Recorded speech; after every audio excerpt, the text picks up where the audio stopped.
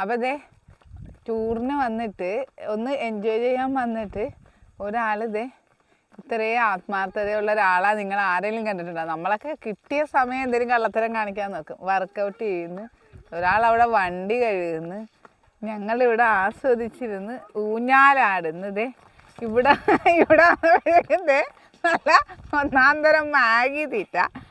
ഇത് കണ്ട നമ്മുടെ പഴയ നൊസ്റ്റാൾജിയ പുളിമിഠായി.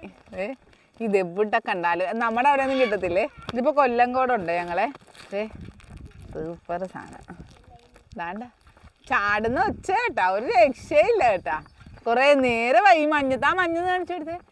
നല്ല അടിപൊളി മഞ്ഞത്ത് ഇവിടെ കാണാൻ ഇരുന്ന് ഇച്ചിരി ചൂട് കായാനുള്ളതിന് ഇന്ന് വിയർക്കാൻ വേണ്ടിയിട്ട് കിടന്ന് പെടാപ്പാട് പെടുക. അതെ നമുക്ക് ഇതേ പറ്റത്തത്. ടൂർ പോകുന്നത് ആസ്വദിക്കാനല്ലേ അല്ലേ, വെറുതെയാണ് കേട്ടാ.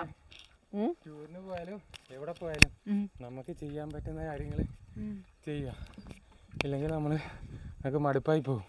എവിടെയാണേലും ഒരു അരമണിക്കൂർ ഇപ്പോൾ വീട്ടിൽ അല്ലെങ്കിൽ ജിമ്മിൽ പോയി ചെയ്യുന്ന അത്രയും ടൈം ചിലപ്പോൾ നമുക്ക് കിട്ടത്തില്ല. അപ്പോൾ ഇങ്ങനെയൊക്കെ വരുമ്പോൾ ഒരു അരമണിക്കൂർ ജസ്റ്റ് ഒന്ന് ആ മടുപ്പ് തോന്നാതിരിക്കാൻ വേണ്ടിയിട്ട് ഒന്ന് ബോഡി ഒന്ന് ഹീറ്റ് ചെയ്യുക, അത്രേ ഉള്ളൂ. അപ്പോൾ നമുക്ക് തിരിച്ച് വീട്ടിൽ പോയി കഴിഞ്ഞ് ആ പഴയ റുട്ടീനിലങ്ങ് സ്റ്റാർട്ട് ചെയ്ത് പോകാനും പറ്റും. നന്നായിക്കൂടെ മാഗി?